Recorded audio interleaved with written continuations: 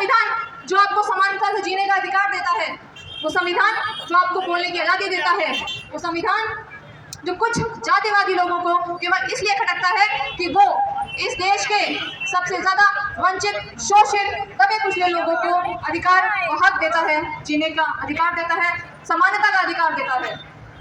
साथियों, बाबा साहब ने कहा है कि संविधान केवल वकीलों का दस्तावेज नहीं है, वह एक जीवन जीने का माध्यम है। भारतीय संविधान हमारे जो लोग हैं उनके लिए जीवन जीने का भी माध्यम है, बाबा साहब ने ऐसा कहा है। साथियों, जो हमारे ही लोग कहते हैं कि बाबा साहब ने हमारे लिए क्या किया है, उनको मैं ये कह देना चाहती हूँ कि अगर बाबा साहब नहीं होते तो आज भी आपके गले में जो हांडी टंगी रहती थी वो टंगी रहती, आपके कमर में जो झाड़ू बंधी रहती थी वो बंधी रहती अगर भारत का संविधान नहीं होता। साथियों, हमारे संविधान के भाग 3 में हमारे संविधान निर्माता बाबा साहब डॉक्टर भीमराव अम्बेडकर जी ने हमारे लिए मूल अधिकार रखे। उन मूल अधिकारों में कुछ खास अधिकार हैं हमारे। आर्टिकल 14, जैसे कि आर्टिकल 14 जिसमें कि हमें राइट टू इक्वालिटी का अधिकार मिला हुआ है। आर्टिकल 15 जो कि जाति, लिंग, धर्म और मूल वंश के आधार पर भेदभाव को रोकता है। आर्टिकल 16 जो कि एम्प्लॉयमेंट मैटर्स में भेदभाव को रोकता है। आर्टिकल 16 का क्लॉज 4 जो कि पब्लिक एम्प्लॉयमेंट के मैटर्स में हमें रिप्रेजेंटेशन का अधिकार देता है। आर्टिकल 17 जैसे कि छुआछूत को खत्म करता है, वह एक अपराध बताता है। हमें पॉलिटिकल रिजर्वेशन, हमारा ये अधिकार पॉलिटिकल रिजर्वेशन का ये हमें हमारा संविधान देता है। इसी तरीके से बहुत सारे प्रावधान हैं जो कि हमारे हितों के लिए संविधान में रखे गए हैं, वो पूरे देश के हित के लिए, संपूर्ण देश के हित के लिए संविधान में रखे गए हैं। साथियों, अब उस संविधान को खत्म करने की साजिश चल रही है। जैसे कि आप सभी लोग आजकल देख भी रहे होंगे कि काफ़ी लोगों के बयान या फिर लेख आते रहते हैं जो कि बात करते हैं कि हाँ, भारत के संविधान को बदल देना चाहिए।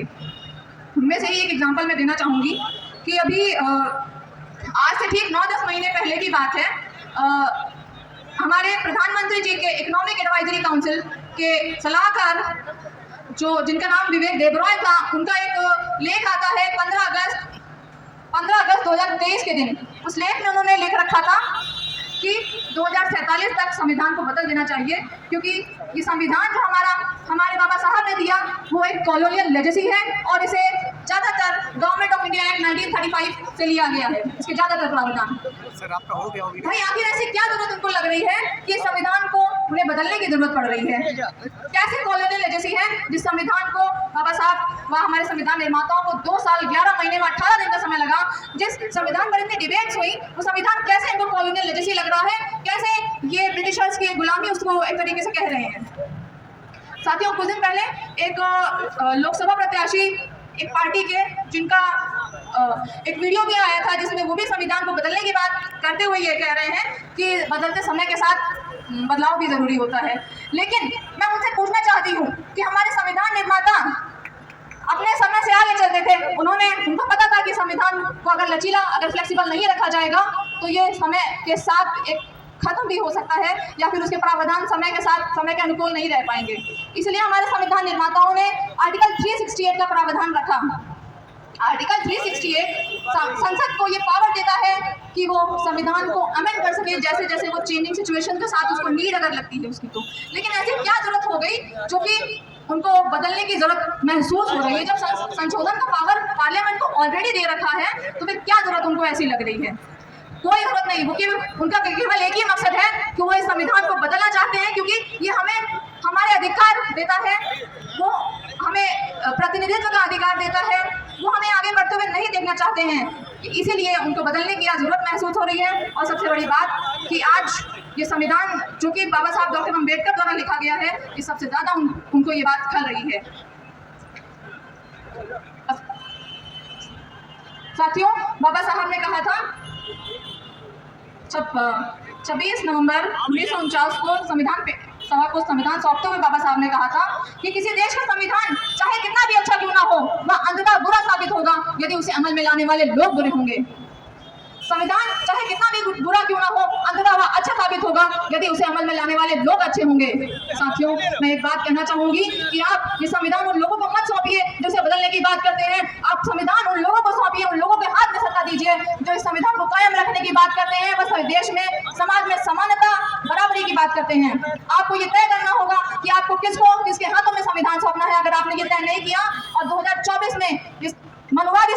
फिर से आ गई तो आपका संविधान को निश्चित ही खतरा है। वह दिन भी दूर नहीं जब इस देश में मनुस्मृति भी लागू हो सकती है। अगर आपने इस संविधान को बचाने के लिए या फिर इस संविधान को सुरक्षित रखने के लिए कोई प्रयास नहीं किए, ना इस संविधान को अगर पढ़ा।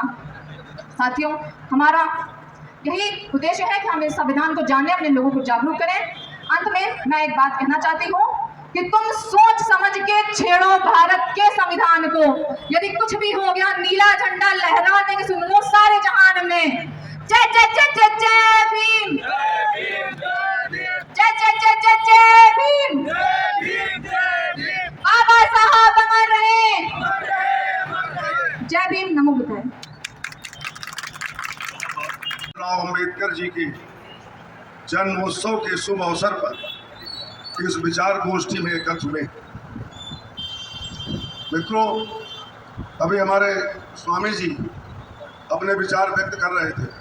मैं शुरुआत में आया था, फिर हमें कुछ कोर्ट में काम था, मैं वहाँ चला गया, अभी बाद में आया हूँ। बीच में तमाम वक्ताओं ने इस पर अपने अपने विचार व्यक्त किए होंगे। मेरा अपना मानना है कि डॉक्टर साहब ने जो संविधान बनाया था उसमें उन्होंने जो सबसे महत्वपूर्ण विषय रखा वो था कि प्रत्येक आदमी को समान अधिकार मिले। हर आदमी प्रधान से लेकर प्रधानमंत्री तक चुनने का अधिकार रखता हो। आज वो यद्यपि बिल्कुल चरित्रार्थ हो रहा है, लेकिन समय समय पर कुछ लोगों की बदनीति के कारण वो पूर्ण रूप से सफल नहीं हो सका। अभी भी हम दबाव में, हम लालच में, हम किन्हीं अन्य कारणों से अपने उस अधिकार का प्रयोग स्वतंत्रता से करने में अक्षम हो जाते हैं, सक्षम नहीं बन पा रहे। उसके तमाम कारण हो सकते हैं, लेकिन डॉक्टर साहब ने जो कल्पना की थी, जो भारत का संविधान बना था, जिसके साथ निरंतर 1949 से लेकर आज तक समय समय पर सरकारों ने जो छेड़छाड़ की, जो संविधान का स्वरूप बदलने का कुप्रयास किया, उससे हम लोग अधिकारों से वंचित हैं। आज प्रश्न खड़ा होता है, बाबा साहब ने कहा था प्रत्येक व्यक्ति को समान अधिकार मिलने चाहिए। क्या हम अधिवक्ता लोग यहाँ पे आज एकत्र हैं, क्या ये हो सका है अभी तक? अगर नहीं हो सका है तो संविधान की मंशा पूरी नहीं हुई। हम बाकी सब संविधान मानेंगे, हम इस संविधान को नहीं मानेंगे। हम ये चीज मानेंगे, हम वो चीज नहीं मानेंगे। जब इस पर चर्चा होगी तो अपने आप सारी स्थिति स्पष्ट हो पाएगी। आज चाहे प्रशासनिक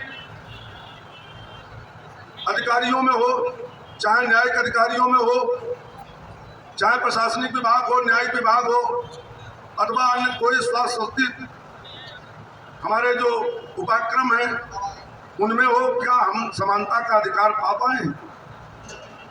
नहीं पा पाए। जब जब मौका लगा तो सरकारों ने कुठाराघात किया। जब जब हमने आवाज उठाई तब तब आवाज दबाई गई। अब तो और रहा, अब हम किसकी बात करें?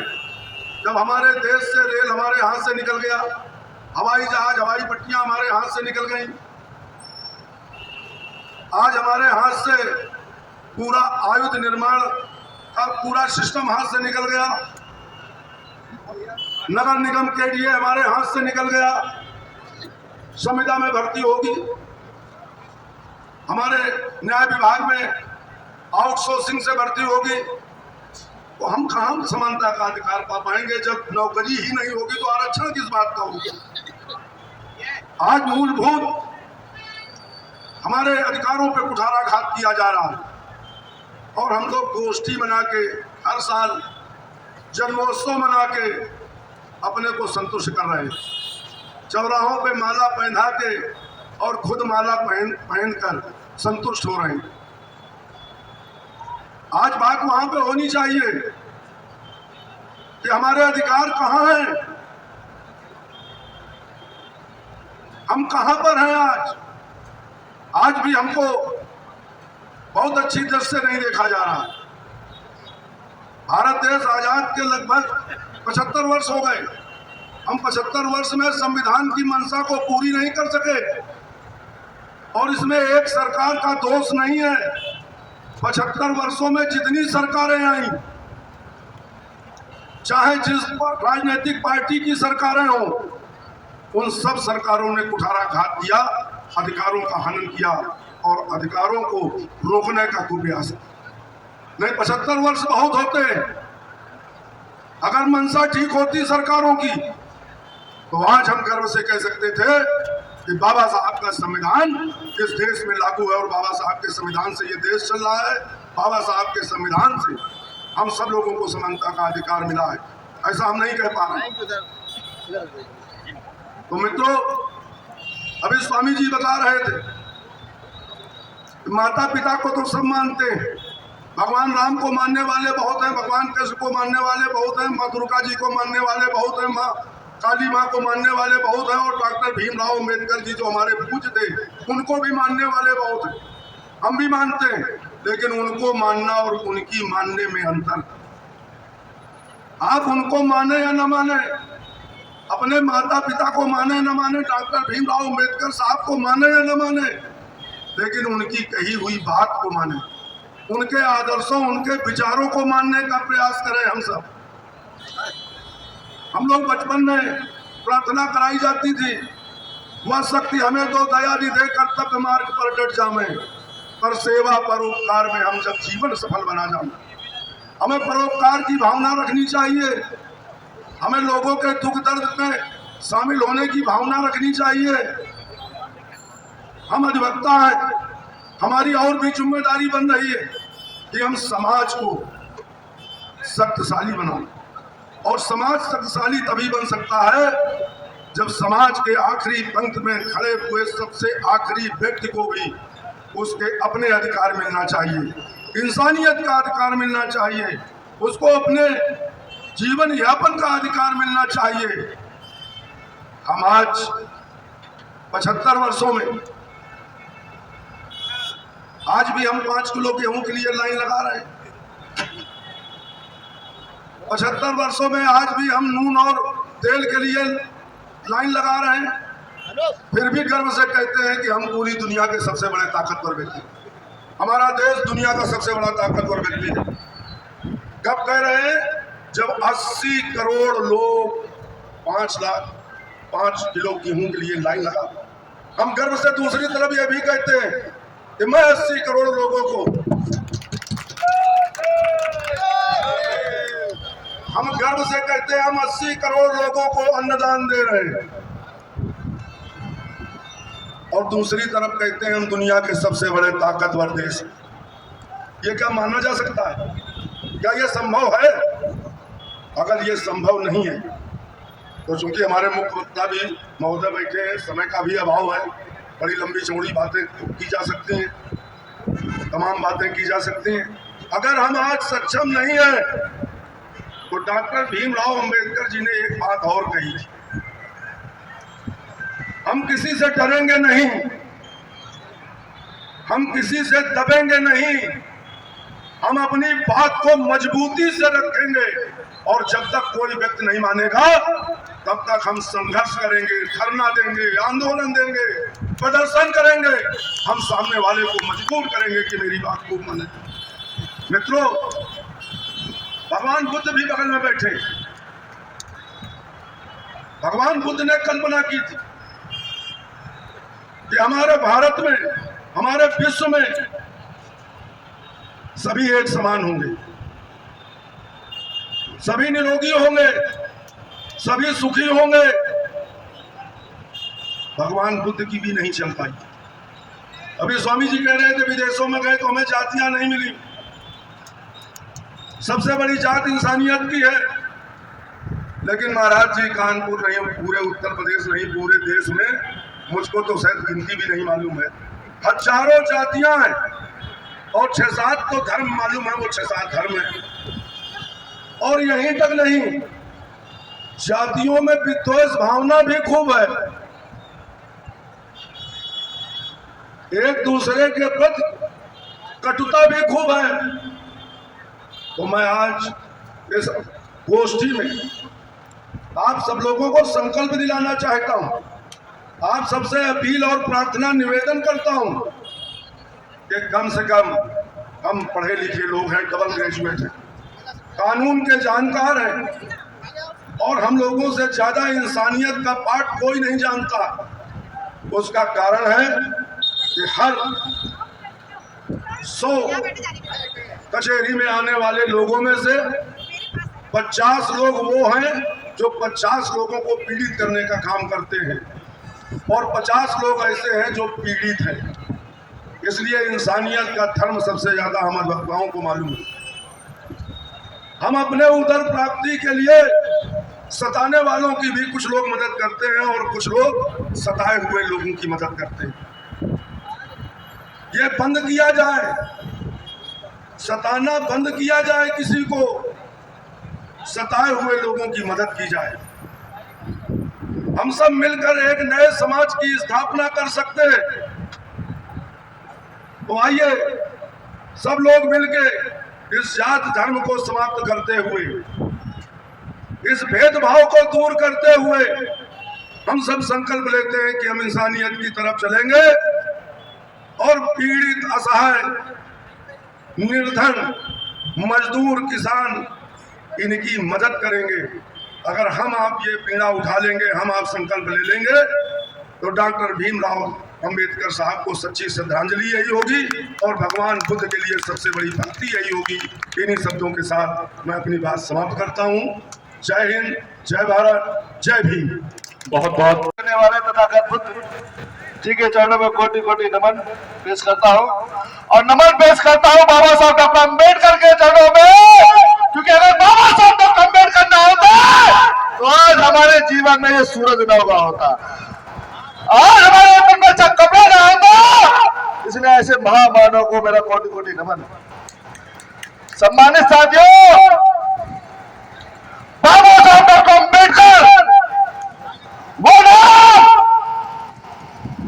बाबा साहब डॉक्टर अम्बेडकर वो नाम है जिसकी पहचान पूरी दुनिया में है। और इस बात में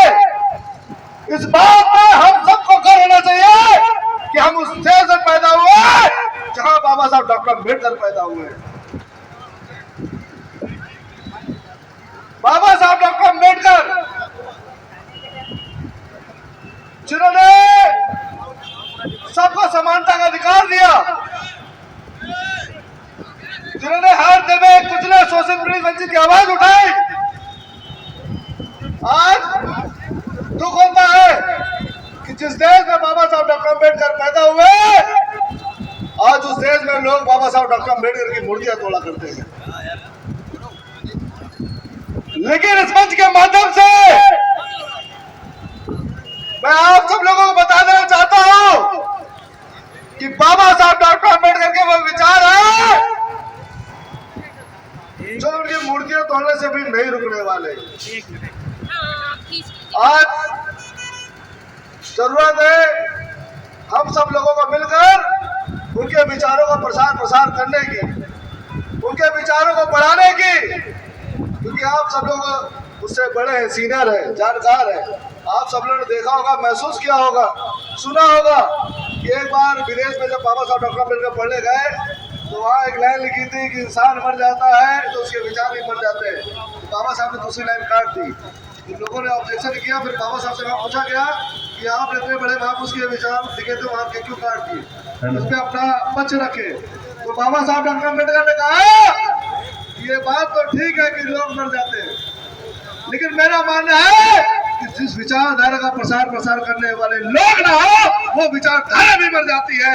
इसलिए यहाँ पर बैठे प्रत्येक व्यक्ति से मेरा निवेदन है कि जब तक आप जैसे, हम जैसे ये कार्यक्रम आयोजन करने वाले लोग जिंदा है, तब तक बाबा साहब डॉक्टर अम्बेडकर जिंदा रहेंगे, उनके विचार जिंदा रहेंगे। और जो बाबा साहब की मूर्तियां तोड़ा करते हैं, उनके मुंह में करारा तमाचा रहेगा। वो नारा नहीं सुना, जब तक सूरज चांद रहेगा बाबा साहब तेरा नाम रहेगा। तो सूरज चांद प्राकृतिक है। इस तरीके से हम सबकी जिम्मेदारी है कि जब तक सूरज चांद रहेगा तब तक बाबा साहब विचारधारा का प्रसार प्रसार रहेगा, और तब तक ये विचारधारा जिंदा रहेगी।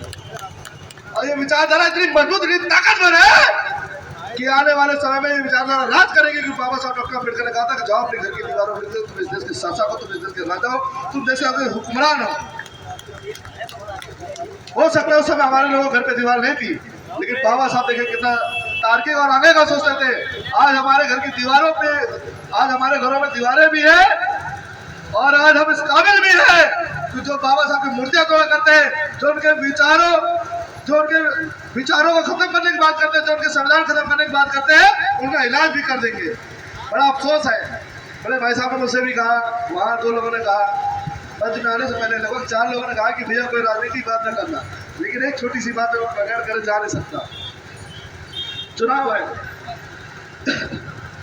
ये मैं आपको बता दूं कि आपके पास भी जानकारी आ जाए।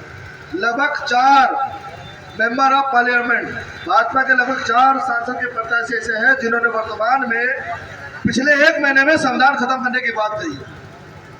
और इस बात का बड़ा दुख होता है कि इलेक्शन कमीशन तमाम वो सारी रिसोर्स जो सरकार ने बना रखी है, खासकर इलेक्शन कमीशन जो पूरा देश इस समय चला रहा है, जो सारी चीजें देख रहा है, उन्होंने अभी तक कोई कार्रवाई नहीं करी है, कोई प्रक्रिया नहीं आई है। ये हम सब के बड़े निर्णय है, और हम सबको चलो भैया जो है राजनीति करनी चाहिए, लेकिन मैं उन कानों को कभी वक्त है सुधर जाओ। अगर कभी कहीं पर भी आपने संविधान, बाबा साहब रचित संविधान से छेड़छाड़ की बात की, तो आपको जो कहा है ये अधिवक्ता समाज नेस्तनाबूद कर देगा। आपकी आने वाली पीढ़ियां आपको कोसेंगी कि आपने उस संविधान से छेड़छाड़ के लिए सोचा क्यों। और कार्य होना नहीं चाहिए, कार्य दिखाई पड़ना चाहिए। तो इस अधिवक्ता समाज में हमेशा कार्य करने के साथ साथ जो न्याय का सबसे सूत्र वाक्य है कि न्याय दिखाई नहीं, न्याय होना नहीं चाहिए, दिखाई पड़ना चाहिए। तो हम दिखा देंगे आपको, जिसमें ताकत हो वो खुले आम चैलेंज कर दे कि हम संविधान से छेड़छाड़ करेंगे। मैं पंडित रविंद्र शर्मा, पूर्व अध्यक्ष लॉ एसोसिएशन, इस कानपुर के अधिवक्ता समाज की ओर से उस चैलेंज को सशक्त स्वीकार करने को तैयार था, हूं और रहूंगा। मित्रों, जिसकी वजह से आज पूरा देश संपूर्ण विश्व में जाना जाता है, उस बाबा साहब के संविधान की ओर अगर कोई उंगली उठी तो कानून के भी द्वारा उस उंगली को तोड़ दिया जाएगा। हमारा संविधान अक्षुण्ण है, अक्षुण्ण रहेगा, और उसमें अगर कोई कुर्बानी देनी पड़ेगी, बलि देनी पड़ेगी, तो सबसे पहले मैं बलि देने को तैयार हूं। लेकिन संविधान से छेड़छाड़ या बदलाव बर्दाश्त नहीं किया जाएगा। आप लोगों को पता होगा, आज बहुत कार्यक्रम होते हैं और होने चाहिए,